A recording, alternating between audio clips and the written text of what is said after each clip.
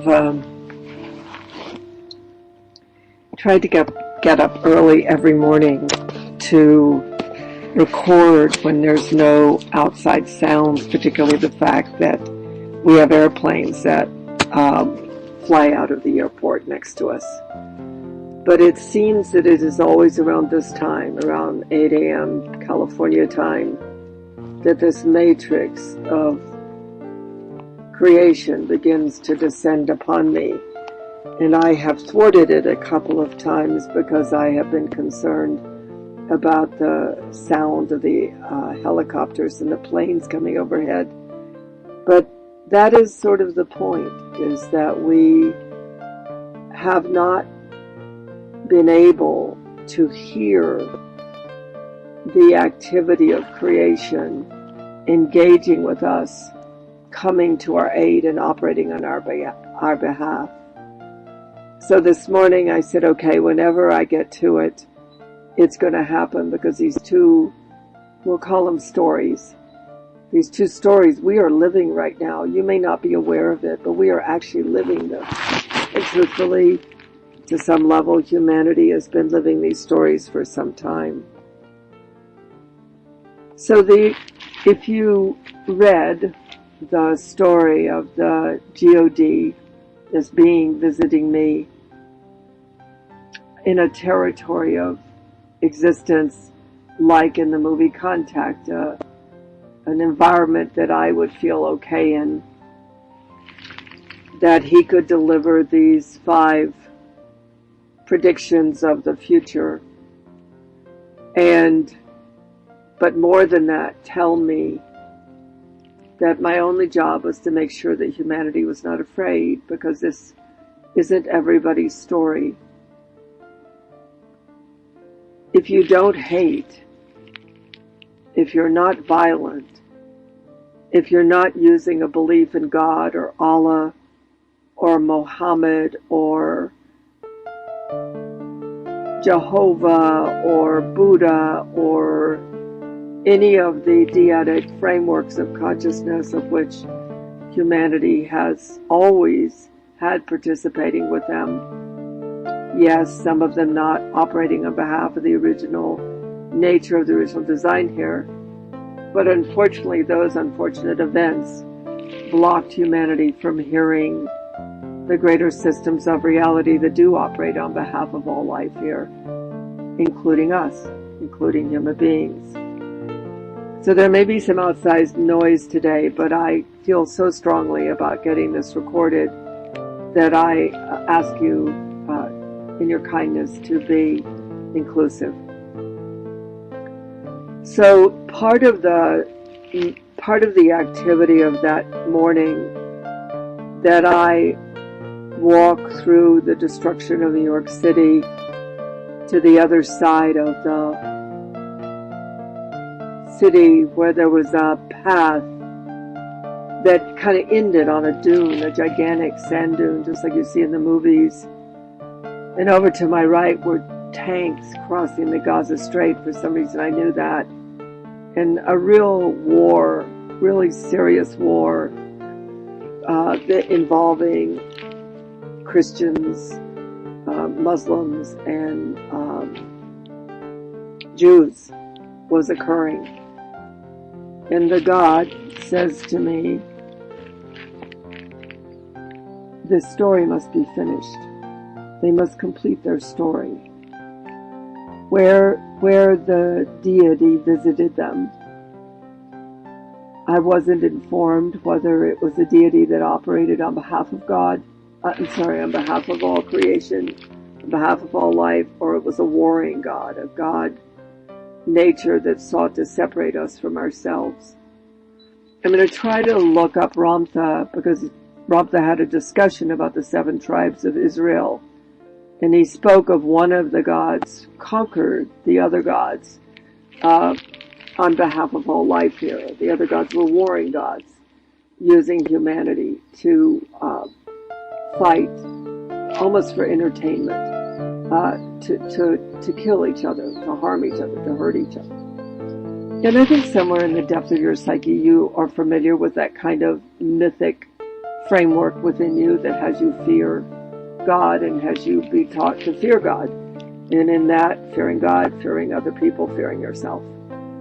So that's the technology of consciousness that we're engaging in these recordings. And they are part of a larger story that is mine to tell. Yours to do what you do with it, not mine to decide what you do. But this little portion of the story, after everything disappeared and we're in this large kind of motel room in an inn that was more like a living room, like the bedroom would have been, another door somewhere. And when I looked out the windows and I saw these old-fashioned lamp lights that were modernized, but they were lining the sidewalk below in a street. And I've often wondered if I will see this place. And I actually wondered when I was in Naples if there wasn't a room in the main hotel, because there were the same environment that might have, if I had looked out of it, I would have seen the old-fashioned lamp lights below that were actually electrified. But to remember that part of the story, I was spellbound. I can't even begin to relay to you the wonder of it all. That one of the sentinels, and here comes a plane. I sometimes wonder if the timing isn't too impeccable. We'll just wait for it to pass. I'm sitting on my sofa with my precious Lily up against my legs. I'm sitting Buddha fashion, and she just loves me to do this because I'm in the presence of the experience I had back then, and she loves to feel my fingers playing with her hair and rubbing her forehead because the memory, she loves the memory of it. The energetic vibrational field human beings have lost that is so essential to the nature of themselves.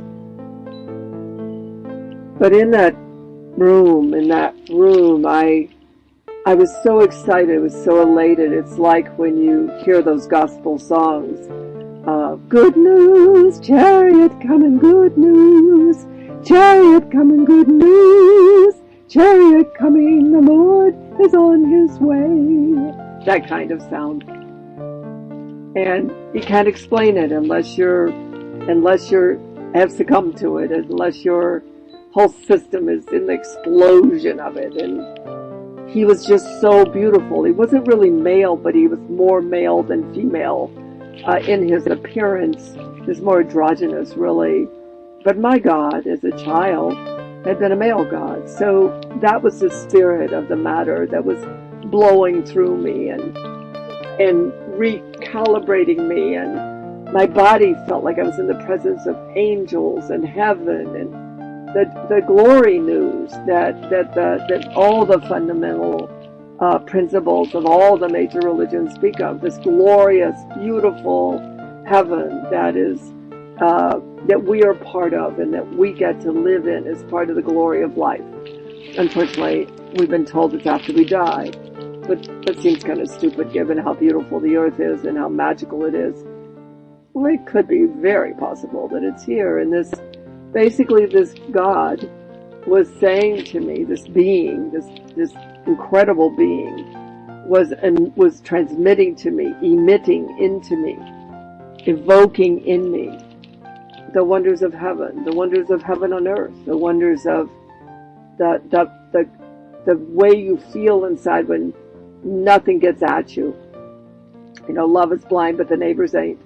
Where someone's madly in love and they look like idiots and they're doing crazy idiot things, but they're blind to it. They're blind to that. They're standing out and they're exuberant and they're filled with love and joy. And whether it's love of another person, love of themselves, or love of that which created them, it's all the same experience. It's all being born again into the wonders of our direct link with creation and who we are as a unique and essential aspect of creation.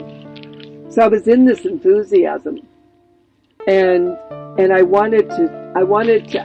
asked the God, if I could go get Janie, and technically Janie was in the room next to my room, and so I reached down and through the floor, because the floor was her ceiling. Here comes another plane. None this close until now, so I guess we're just going to let them include themselves until time can reconstruct itself to have them not fly over during this necessity. So I reached down through the floor and through her ceiling. My arms became very, very long, and by the way, I was glistening. It was so interesting. It was like the sand was glistening. Everything was glistening. It was like glitter when you put it on your skin. That's what it was like. And I grabbed her, and as I tried to pull her up, first of all, she was so heavy. And it's actually been one of the things I've been experiencing lately. I feel the weight of gravity in my physical form, which I've never felt at this level, like laborious. Like gravity is way too sucking me down way too much. Like there's an element of me that is trying to lift off, trying to fly, trying to be light, literally and figuratively, trying to be this bubbling, vibrational, esoteric, glitter, glowing, light, luminous self. And as I tried to bring her up, she sort of gooed. She came this goo, and she was so sticky and slimy. And no offense to her, by the way. And she slipped out of my hands. And I turned around like in horror, like, is this what human beings, this is what's happened to human beings? I said to myself, and I said to the God, oh my God, they're so sticky. We're so sticky. And the God said, yes, human beings are still sticky. And why I'm telling this part of the story is in the second section of this, I'm going to read to you from the Matrix of Reality, and I'm going to address this again. But right now I want to tell this part of the story. Because recently, the spirals of being are transmuting the energetic field that got generated in the matrix, the spirals of being matrix in the field of Tantra Mat. And we're literally taking the energetic field and transmuting it into a new territory called the God Matrix territory, or God Matrices territory. So it's a big, extraordinary, but it's like that thing where I was so entranced with this amazing way of feeling and this amazing experience in the presence of this God. There's a similar thing that's been happening in the spirals, like laughter and working to recalibrate an experience that is rising within creation, and seeing if we can respond to it. So it's not laborious. It's really in the spirit of the matter. It's really in the wonder of creation. It's really in the magic of being. It's really, and truthfully, I don't know how many of you are inspired by gospel music or music where it just makes you want to dance and sing and laugh and cry, and the intimacy is almost going to make your body explode. That's what I'm speaking of. That territory. I call that paradise. It's that simple. It's that simple. And it doesn't require circumstance. Daniel could stand in the lion's den, like me wiggling my dog's ears and petting her. This could be a lion. And by the way, I used to sleep on a 800-pound tiger named, the one in Jungle Book. I'll have to look it up in a minute. And the big one in the tiger in Jungle Book. And that was the tiger's name. And I used to sleep on him. Just like Daniel. He just sat there and ruffled the ears of the lions, and as they stood in the matrix of heaven, the matrix of paradise, the matrix of being one with what created them and what they had created to create them. It's the wonder that I'm introducing into the sacred space for rest and courage. But all I need you to do is just come play. Just come and listen. Don't try to apply it. See what starts to happen inside you. see what starts to rise. I'm not trying to tell you something that I want you to do.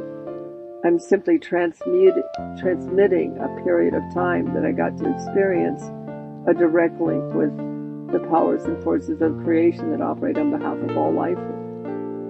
An emissary from those regions, I guess you could say. So recently, as we were shifting over, and there's no way in this call I could ever describe what that means, because the method of doing that most human beings experience, you can't relate to what we're doing, because it's not a method of doing, it's a method of being. It's an unfolding, it's an unpacking, it's a rising up into, it's a generating through our own consciousness the territory of something. But people began to say something really interesting. They began to say, Tantra, it's amazing. I feel so sticky. I feel so heavy. I feel like I'm trying to skinny out of this sticky, heavy, weighted place. And people would have different versions of the same sensation. And I remembered back to when the God said, yes, human beings are still sticky. And in the quiet of my heart, I said to that God, we may not be so sticky anymore.